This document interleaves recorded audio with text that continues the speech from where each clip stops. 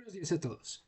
Soy Ulises Sarmiento y el día de hoy empezaremos revisando el tema de las intoxicaciones en la farmacología. Los objetivos de aprendizaje de la clase de hoy es diferenciar los principales síndromes tóxicos y jerarquizar las medidas necesarias para el manejo general inicial del paciente intoxicado. El contenido temático será la identificación de los principales toxíndromes y el manejo del paciente intoxicado. Conceptos fundamentales que tenemos que entender para el tema de hoy es el concepto de intoxicación, al cual nos vamos a referir como la exposición a una sustancia que causa efectos adversos en el organismo. Puede ocurrir de manera accidental, intencional o por exposición a sustancias ilícitas o tóxicas del entorno y va a variar en gravedad, desde leve hasta emergencias médicas que comprometan la vida de un paciente. Los agentes tóxicos van a incluir medicamentos como productos químicos, drogas recreativas, plantas venenosas y otros agentes. Y un toxíndrome será el conjunto de signos y síntomas clínicos que se presentan de manera característica tras la exposición a ciertos tipos de tóxicos. Estos patrones permitirán a los clínicos identificar rápidamente el tipo de intoxicación y guiar el tratamiento adecuado.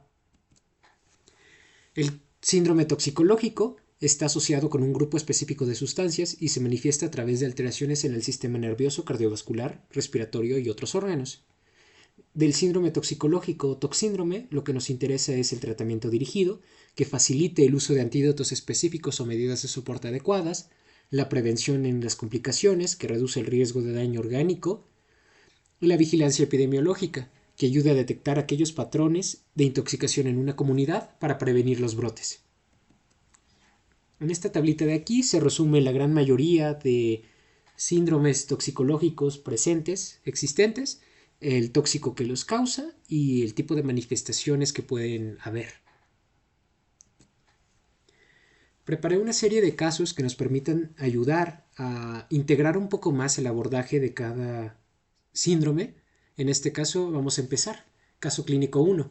María, una mujer de 30 años, es llevada de urgencia al hospital por su esposo después de encontrarla temblando incontroladamente y su piel está empapada en sudor.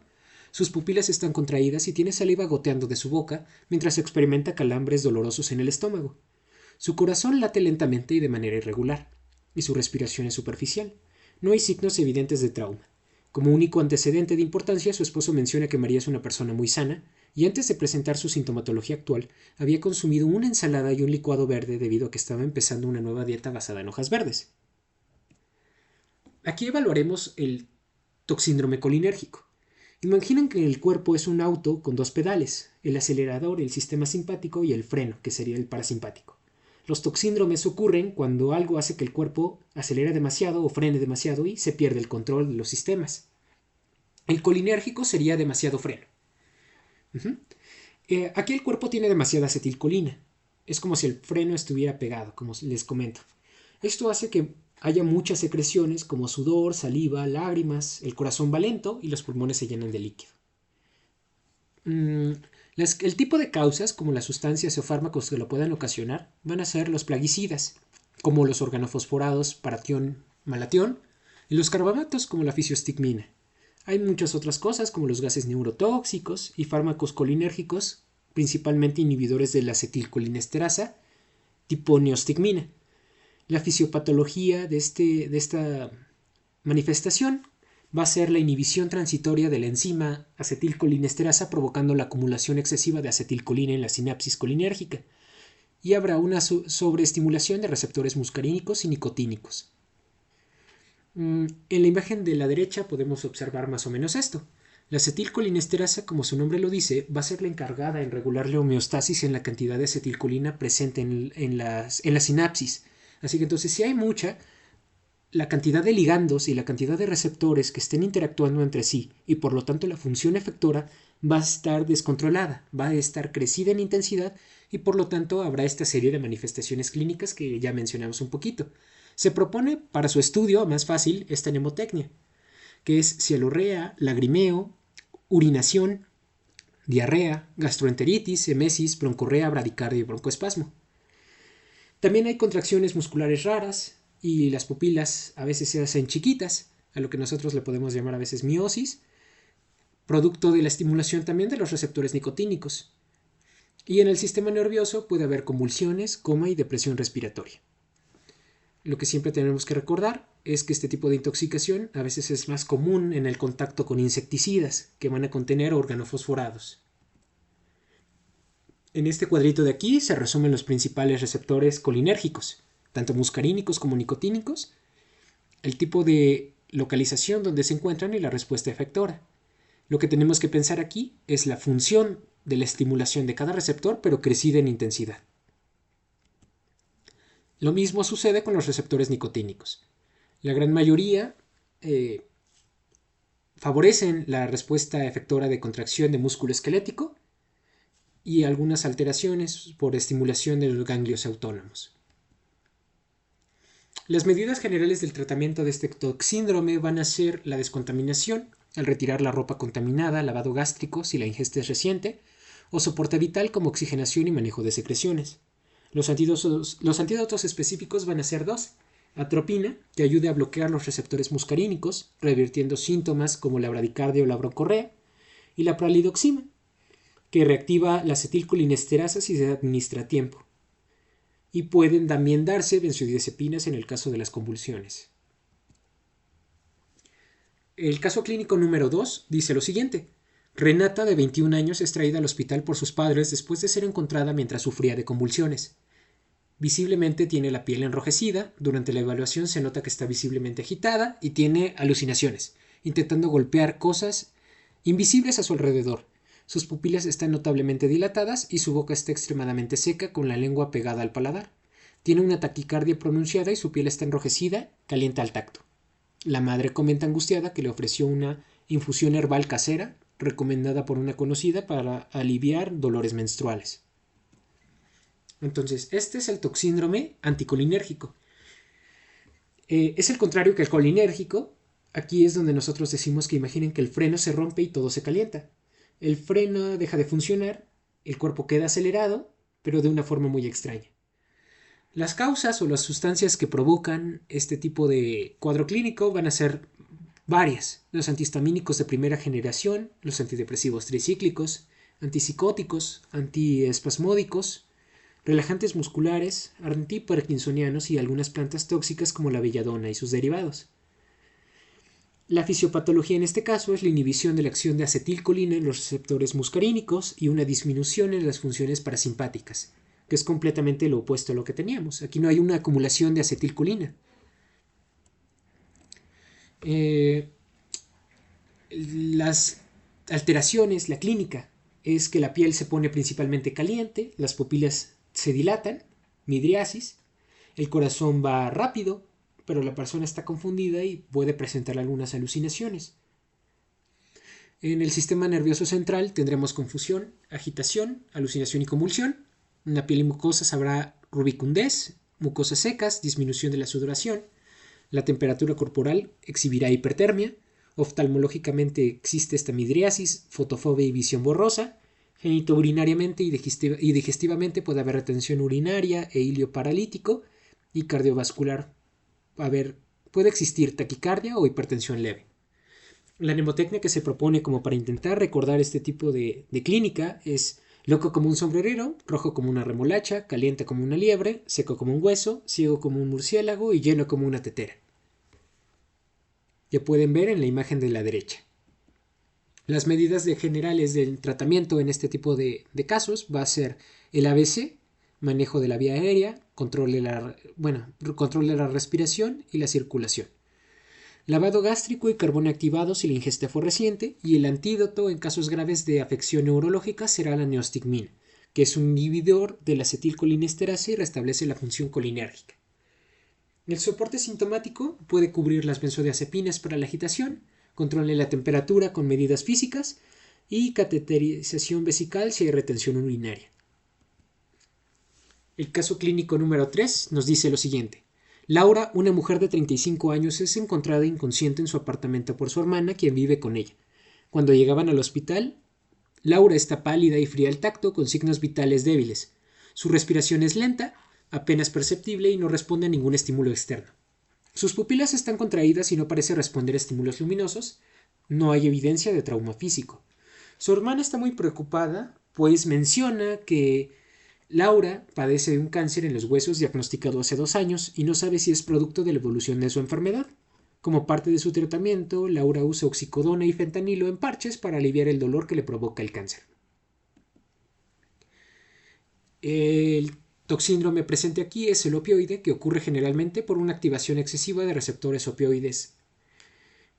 Aquí el problema es que el cuerpo se apaga demasiado. Las causas o las sustancias y fármacos que pueden provocar este cuadro son el consumo excesivo de opioides y opiáceos. Los opioides y los opiáceos van a ser aquellas sustancias que puedan ser capaces de activar los receptores mu, kappa y delta dentro del cuerpo, como los naturales, morfina, codeína, semisintéticos, como lo es la heroína, la oxicodona y la hidromorfina, y los sintéticos tipo fentanilo o tramadol.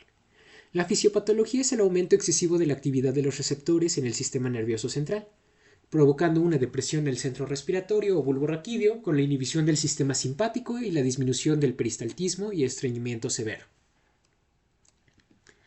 Lo que va a ocurrir aquí es que se van a manifestar una triada característica, que es la miosis puntiforme, excepto en hipoxia severa, que va a ocurrir sobre todo por la contracción del músculo constrictor de la pupila, donde interaccionan los receptores mu. La depresión respiratoria, que va a ocurrir por la inhibición del bulbo raquídeo a nivel del tronco encefálico, disminuyendo la actividad neuronal. Y la depresión del sistema nervioso, generando somnolencia, estupor y coma. Parte de lo que va a ocurrir en esta depresión respiratoria va a ser la disminución de la concentración de oxígeno presente, va a aumentar la concentración de CO2, provocando bradipnea e hipercapnia. Los receptores opioides inhiben la respiración mediante mecanismos de hipoxia. Van a disminuir el umbral de activación de algunos receptores importantes relacionados con la concentración de oxígeno presente en la sangre, que van a ser los quimiorreceptores, y también son capaces de inhibir la actividad motora del diafragma a nivel de médula y sistema nervioso periférico. Ese es el mecanismo por el que generalmente producen todo este cuadro. Las medidas generales del tratamiento va a ser el soporte vital, el manejo de la vía aérea y la ventilación mecánica si existe apnea, evitar la aspiración pulmonar en pacientes inconscientes y el control de la temperatura en caso de hipotermia. El antídoto se llama naloxona y se puede administrar vía intravenosa, intramuscular o intranasal. El caso clínico número 4 nos habla de Alex, de 40 años, es llevado al hospital por su hermano después de encontrarlo inconsciente en el sofá de su casa. Refiere que ambos veían un partido de fútbol juntos en la casa de Alex. Al llegar al hospital, los médicos notan que está respirando de manera extremadamente lenta y superficial. A la exploración física identifican que sus reflejos están disminuidos y su frecuencia cardíaca es lenta pero regular. El hermano de Alex comenta que su hermano toma varios medicamentos y no sabe si alguno haya tenido que ver con su padecimiento actual. Al interrogarlos, niega conocer sus nombres, pero sí para qué sirven. Uno es para bajar el azúcar, otro para bajar la tensión arterial y el más recientemente recetado por su médico de cabecera es para lidiar con problemas recientes al estrés e insomnio relacionados con su trabajo. Del toxíndrome que hablamos es del hipnótico sedante. Es similar al opioide, pero aquí el cuerpo se duerme sin llegar a apagarse por completo. Las causas o sustancias que lo pueden provocar va a ser el consumo excesivo de fármacos depresores del sistema nervioso, como lo son las benzodiazepinas, tipo diazepam, alprazolam y lorazepam, barbitúricos como fenobarbital y otros sedantes como el alcohol. La fisiopatología es la potenciación de la inhibición neuronal. Esta inhibición va a generar depresión en el sistema nervioso central, sedación y coma, depresión del centro respiratorio en dosis altas o con barbitúricos y la hipotensión por vasodilatación. Del lado derecho tenemos un esquema de cómo se ve el receptor dependiente del ligando de tipo ionotrópico, que es el canal, ¿cómo decir? Es un receptor de GABA A. Este receptor de GABA A va a actuar como un canal de cloro que va a tener un cambio conformacional. El GABA o ácido gamma aminobutírico, que va a ser el principal inhibidor a nivel del sistema nervioso central, va a permitir este paso del cloro actuando sobre el potencial de membrana de una célula, llevándolo hacia la hiperpolarización, haciéndolo más negativo. Esto va a hacer que tengamos la siguiente clínica, que va a ser la depresión del sistema nervioso, el letargo, la ataxia, la disartria y reflejos disminuidos, la depresión respiratoria en casos severos e hipotensión y bradicardia más marcado con barbitúricos.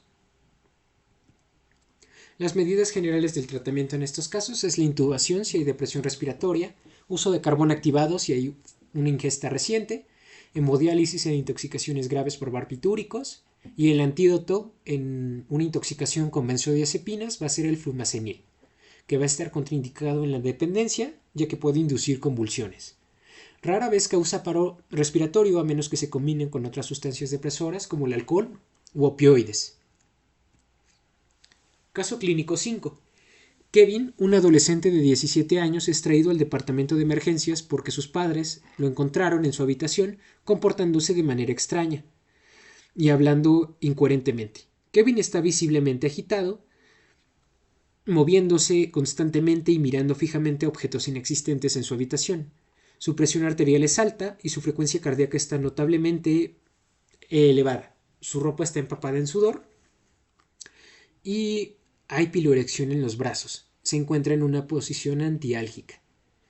Sus padres están preocupados porque han notado un cambio repentino en su comportamiento en las últimas semanas, pero no tienen idea de qué podría haber causado este episodio. El toxíndrome del que hablamos es el simpático mimético por aumento de la actividad simpática. Las causas o sustancias, fármacos que lo provocan pueden ser el consumo excesivo de drogas estimulantes que potencian la actividad del sistema nervioso simpático. Las sustancias que lo van a desencadenar son las drogas como la cocaína, metanfetaminas, MDMA o éxtasis, y medicamentos como la efedrina, pseudoefedrina y anfetaminas para trastorno de déficit de atención e hiperactividad. Los estimulantes naturales también pueden ocasionarlo, como el exceso de consumo de cafeína o la teofilina. Y la fisiopatología es que se aumenta la liberación y se reduce la recaptura de catecolaminas, potenciando la actividad simpática, taquicardia, hipertensión y midriasis, hipertermia, agitación por estimulación en el sistema nervioso central, un aumento de la contractibilidad cardíaca que puede llevar a arritmias o incluso un infarto. La cafeína en estos casos puede ser porque es un antagonista de los receptores de adenosina A1 y A2A, que reducen generalmente la actividad neuronal y son vasodilatadoras.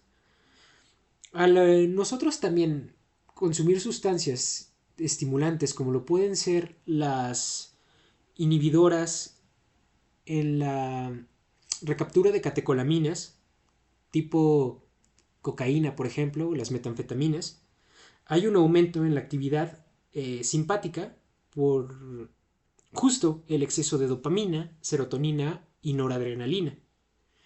Hay clínicamente demostrado que más de 4 tazas de café o una cantidad mayor a 400 miligramos al día de cafeína puede ya empezar a exhibir una hiperactividad simpática. Las medidas generales del tratamiento es el manejo de la hipertermia por medidas de enfriamiento, el control de la agitación y las convulsiones como las benzodiazepinas, lorazepam, diazepam como primera línea, el control hipertensivo por medio de nitroglicerina, y se deben evitar los betabloqueadores que pueden inducir hipertensión paradójica por el bloqueo de solamente un tipo de receptor adrenérgico, como por ejemplo bloqueo sobre los receptores beta-adrenérgicos sin actividad casi sobre los alfa-adrenérgicos. Y la hidratación agresiva también puede ser útil para prevenir la insuficiencia renal secundaria a una rhabdomiólisis. La clínica será la siguiente. Neurológicamente habrá agitación, psicosis, convulsiones. Cardiovascularmente habrá taquicardia, hipertensión y arritmias. Oftalmológicamente, midriasis reactiva. Existe hipertermia con diaforesis intensa. Y en el sistema musculoesquelético existe temblor y rhabdomiólisis. Se distingue porque, si se fijan bien, se parece a otro que ya revisamos antes, al toxíndrome anticolinérgico, porque en el simpático mimético hay una diaforesis intensa, mientras que en el anticolinérgico la piel está seca. Y eso fue todo acerca de los principales toxíndromes en farmacología. Veremos los principios del tratamiento ante una intoxicación. Lo primero es el abordaje del paciente. Se tiene que priorizar mantener las funciones fisiológicas vitales, reducir o prevenir la absorción y mejorar la eliminación para minimizar la concentración del tóxico, combatiendo los efectos en los sitios receptores. El primer paso será la identificación de los patrones clínicos de toxicidad, el segundo la descontaminación del paciente, el tercero la estabilización del paciente intoxicado. De hecho, hay una mnemotecnia para el paciente en coma llamado NOTAF y medidas generales del tratamiento específico. Para identificar los patrones clínicos es más o menos lo que ya vimos un poquito anteriormente. Conocer los principales mecanismos por los que algunas sustancias llegan a producir efectos y detener la exposición continua. En este caso hay lavado de ojos y piel, y además de una desintoxicación gastrointestinal que puede ser realizado mediante vaciamiento gástrico, absorción del tóxico o empleo de catárticos. Y las mínimas indicaciones para considerar la desintoxicación gastrointestinal van a incluir que el tóxico deba ser potencialmente peligroso, que aún no haya sido absorbido en el estómago e intestino, principal sitio de absorción de muchas cosas en el organismo, y el procedimiento debe realizarse de forma segura y con la técnica adecuada. La descontaminación del paciente intoxicado debe ser llevado mediante la aplicación del protocolo de emergencia que prioriza las funciones vitales A, B y C. La A, que es la vía aérea permeable, asegurando las vías respiratorias del paciente y libres de obstrucciones. La B de ventilación, que es asegurar que el paciente esté recibiendo una cantidad suficiente de oxígeno y que su respiración sea eficaz, es decir, manteniendo este equilibrio entre la ventilación y perfusión. Se evalúa la frecuencia respiratoria, la profundidad de la respiración y el esfuerzo respiratorio. Y si el paciente es hipoxémico, que quiere decir con bajos niveles de oxígeno en sangre, se debe administrar oxígeno suplementario y en casos graves un soporte respiratorio mecánico, como una intubación. La circulación es asegurar que la cantidad de oxígeno suministrado en la sangre y nutrientes a los órganos vitales sea la adecuada. Se debe restaurar fluidos en caso de que no sea así, mediante la valoración de la frecuencia cardíaca, la tensión arterial y la perfusión en órganos y monitoreo cardíaco continuo. La mnemotecnia del paciente en coma para la descontaminación es NOTAF, que es naloxona, el antídoto de los opioides, oxígeno en pacientes en estado crítico o con intoxicación con CO2, tiamina en alcohólicos, desnutridos, indigentes, embarazadas y adultos mayores, azúcar o dextrosa en casos de hipoglicemia y flumacenilo como antagonista de las benzodiazepinas. Las medidas generales del tratamiento va a ser la descontaminación o el lavado, que puede ser gástrico en intoxicaciones severas en menos de 60 minutos post ingesta y en tóxicos no absorbibles con carbón activado. El carbón activado, que generalmente tiene menos complicaciones en intoxicaciones de un tiempo menor a 4 horas, sintomáticas o asociadas a una mortalidad con una dosis única de 1 gramo por kilogramo de peso corporal o múltiples si fuese necesario. Los catárticos, que van a ser caracterizados por ser de varias subclasificaciones, los que faciliten la evacuación intestinal por medio de un aumento de volumen y la consistencia de las heces, los que aumenten la movilidad intestinal, los estimulantes como los xenócidos y los que generalmente aportan masa como el psyllium. Existen otros catárticos como lo son los osmóticos tipo PGE, polietilenglicol o la laculosa. No se ocupan de manera rutinaria en el lavado gastrointestinal total y es útil en el transporte de drogas ilícitas, medicamentos de liberación prolongada o metales pesados. La eliminación del tóxico mediante los procesos de alcalinización o acidificación de la orina, recordando el fundamento principal acerca de la ionización de las cosas. Ácidos débiles pueden eliminarse por alcalinización en la orina, mientras que la eliminación de las bases débiles puede incrementarse si la orina se acidifica. En este caso, lo que nosotros tenemos que recordar es las sustancias básicas se ionizan con pH bajo, impidiendo la reabsorción tubular, y en este caso una orina básica con pH alto hace que los ácidos ionizados tampoco se puedan reabsorber de manera adecuada por ese ambiente básico. El uso de mecanismos como la adsorción en el carbón activado es un proceso en el que diferentes moléculas disueltas son atrapadas o retenidas en una superficie sólida. El carbón activado es un absorbente que se caracteriza por poseer una muy grande cantidad de microporos que posee una gran área de superficie, y eso hace que las sustancias y contaminantes queden atrapadas dentro de la molécula y así se reduzca la cantidad que esté llegando a la circulación sistémica. El choque anafiláctico. El uso de adrenalina y dexametasona. Tenemos que entender qué es la anafilaxia. Es una reacción inmunitaria severa generalizada de rápida instalación y potencialmente mortal ante el contacto de un organismo con una sustancia que le provoca alergia. Compromete particularmente al sistema respiratorio y cardiovascular, y las causas más comunes son alimentos, medicamentos y picaduras de insectos o animales de ponzoña. El choque anafiláctico va a ser una complicación extrema de la anafilaxia que se produce mediante una hipotensión severa por vasodilatación masiva y fuga de líquidos, fluidos desde los vasos sanguíneos, lo que lleva a un fallo circulatorio y el riesgo de muerte inminente. Existe también, aparte de la hipotensión persistente, signos de shock como lo son la taquicardia, la piel fría y sudorosa y la disminución en la perfusión periférica. La adrenalina o la epinefrina es un agonista adrenérgico que actúa sobre los receptores alfa y beta. Aumenta la presión arterial, provocando vasoconstricción y la frecuencia cardíaca, efecto mediado por los receptores beta 1, relaja los músculos bronquiales por los receptores beta 2 y reduce la liberación de mediadores inflamatorios de mastocitos y basófilos. Las indicaciones va a ser la anafilaxia, como siendo el tratamiento de primera línea, el choque anafiláctico y la reacción alérgica severa con compromiso cardiorrespiratorio.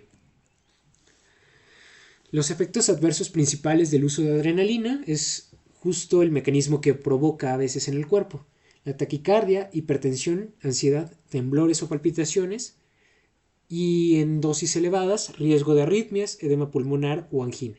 No debe darse de forma intravenosa en situaciones no controladas por el riesgo de arritmias graves, y es fundamental tener autoinyecciones disponibles en pacientes con antecedentes de anafilaxia. El otro fármaco que se puede llevar a emplear en el choque anafiláctico es la dexametasona, que es un corticoesteroide que actúa como un potente antiinflamatorio. Va a inhibir la liberación de mediadores inflamatorios como las citocinas y prostaglandinas, reduciendo la inflamación y la respuesta inmunológica. Las indicaciones principales va a ser la anafilaxia como complemento en el tratamiento de la epinefrina, el shock anafiláctico en el tratamiento de apoyo, y van a ayudar a prevenir la recurrencia de los síntomas tras la administración inicial de la epinefrina. Esta dexametasona tiene los siguientes efectos adversos, que va a ser hiperglucemia, aumento de la presión intraocular, retención de líquidos, aumento de peso e irritación gástrica. No actúa de inmediato para aliviar los síntomas agudos de la anafilaxia y se usa más como un tratamiento de soporte. Es más eficaz en la prevención de la recurrencia de los síntomas, ya que actúa sobre la inflamación y la respuesta inmune a largo plazo.